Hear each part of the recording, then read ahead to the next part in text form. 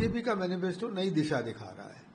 वो हमारे अंदर जो है वो कुछ आशाएं कुछ जागृत कर रहा है। पुरानी चीज की गरीबी हटाओ वाली बात अब उसी पे कब तक उससे चलती रहेगी।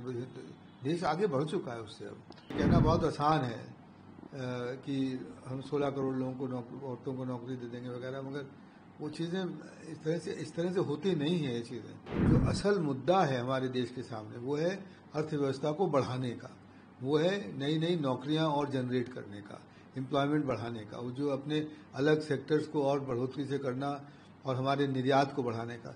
बीजेपी का मैनिफेस्टो नई दिशा दिखा रहा है।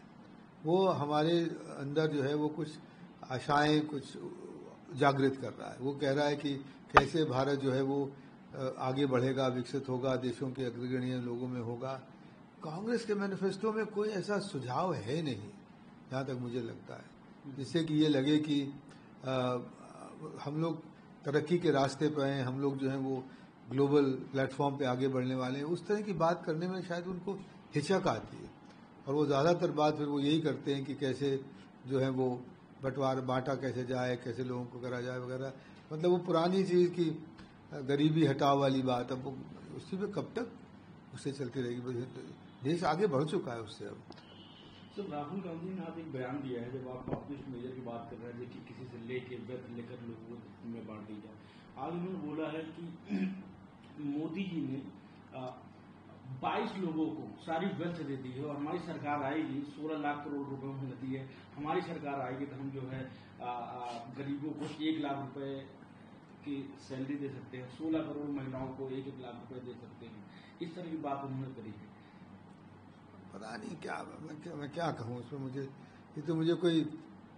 टिप्पणी युक्त बात भी नहीं लग रही, इसलिए कोई कहने की इसमें बात ही नहीं है। क्योंकि या तो वो उसके कुछ आंकड़े दें असली की, मतलब किस बिना पे, किस बेसिस पे, किस तथ्य के साथ वो कह रहे हैं। और दूसरी चीज़ ये कि फिर ये कहना बहुत आसान है कि हम 16 करोड़ लोगों को औरतों को नौकरी दे देंगे वगैरह, मगर वो चीज़ें इस तरह से होती नहीं है ये चीज़ें। और ये जो 16 लाख करोड़ का जो आंकड़ा है, वो हो सकता है कि एक टेबल आता है मिनिस्ट्री ऑफ फाइनेंस में, जिसमें होता है कि एक वो टेबल कि कितना टैक्स बचा या कितना टैक्स नहीं दिया गया, उसका कोई आंकड़ा देते हैं। उसमें अधिकांश वो होता है जो कि लोग निर्यात करते हैं, उनका टैक्स माफ होता है, उसमें वो शामिल होता है, और उसी को जोड़ लिया है। तो अगर वो हट जाए एक्सपोर्ट सब, तो निर्यात बंद हो जाएंगे। तो क्या वो ये क्या फिजिबल चीज़ है क्या? मतलब ऐसा हो सकता है? तो ये थोड़ा सा बेसिर पैर की बात है, थोड़ा सा नहीं, बेसिर पैर की बात है। एक अभी नए सैम पित्रोदा जो इकोनॉमिस्ट भी हैं और कांग्रेस के ओवरसीज कमेटी के प्रेसिडेंट भी हैं, उन्होंने एक बयान दिया है कि हेरिटेज टैक्स को लेकर, जैसे यूएस में हेरिटेज टैक्स वैसे ही इंडिया जैसे उसमें होना चाहिए। उनके बयान पे जो है पूरा आज जो घमासान मच गया पॉलिटिकल। लेकिन एज ए इकोनॉमिस्ट सर, आपकी बात जो है देश में अर्थशास्त्री और सरकार भी अच्छे सुनती है, आपका क्या मानना है इस मुद्दे को लेकर? देखिए, ये बात आज नई नहीं है, बहुत ज़माने से इसके बारे में बातचीत चल रही है। एक ज़माने में आपको याद होगा कि वेल्थ टैक्स लगता था, जो कि बहुत हाई था। फिर दूसरी बात बहुत बार बात चली कि स्टेट ड्यूटी लगे, हेरिडिटरी टैक्स वगैरह लगे, इस तरह की बात हुई है। और ये जो है वो इसको डिस्ट्रीब्यूट किया जाएगा। और हमेशा बात ये होती है कि हम अमीरों से पैसा लेकर किसी तरह से, और वो जो है वो हम गरीबों में इसको बांटने का इस्तेमाल करेंगे। ये कहना बड़ा आसान होता है, मगर इसमें बात ये है कि इससे जो असल मुद्दा है हमारे देश के सामने वो है अर्थव्यवस्था को बढ़ाने का, वो है नई नई नौकरियां और जनरेट करने का, एम्प्लॉयमेंट बढ़ाने का, वो जो अपने अलग सेक्टर्स को और बढ़ोतरी से करना और हमारे निर्यात को बढ़ाने का। इससे सबका कुछ लेना देना बनता ही नहीं है।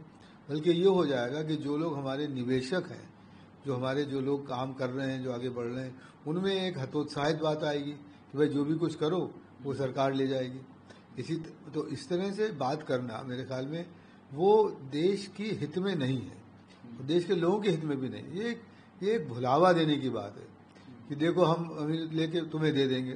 तो जिसको कहते हैं ना वो पॉपुलिज्म या जिसको क्या कहा जाए, वो वोट बैंक वाली बात, वो उस तरह की बात है। ये पुरानी आदत रही है कुछ लोगों की। प्लानिंग कमीशन के ज़माने में सैम पेट्रोडा प्लानिंग कमीशन में भी थे, नेशनल इनोवेशन काउंसिल के हेड थे। कुछ नहीं किया। अभी हम लोगों ने नीति आयोग में अपना जो बनाया अटल इनोवेशन मिशन, उसमें कम से कम 10,000 स्कूलों में टिंकरिंग लैब लगा लिए हमने जो है वो इंक्यूबेशन सेंटर खोल लिए। वो बातें करने की होती है। अब आप ये कहें कि हम इनोवेशन करने के लिए अच्छे स्कूलों में भी गरीब लोगों को करेंगे तो उससे इनोवेशन हो जाएगा, आप करो, मगर उससे तो नहीं होगा ना। तो बात इस समय हमारे सामने मुद्दा है कि हम अर्थव्यवस्था की गति को कैसे बढ़ाएं। 7% अगर चल रही है तो 8 कैसे करें, 9 कैसे करें, 10 कैसे करें, उस पर बात होना चाहिए ना।